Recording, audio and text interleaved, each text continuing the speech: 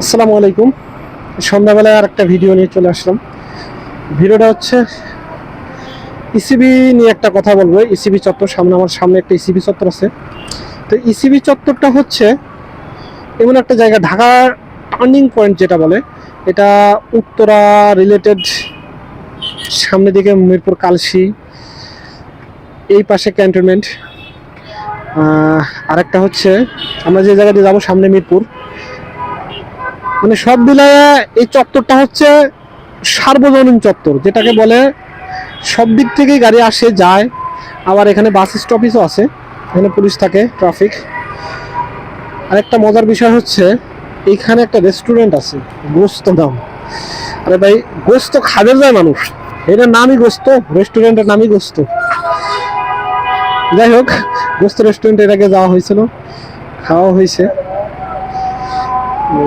মজা আছে, সাপগুলাও ভালো, সবই ভালো। আজানের সময় সন্ধ্যাবেলা বের হইলাম, তো ফেরার জন্য তো আবার টাইমের ব্যাপার স্যাপার আছে।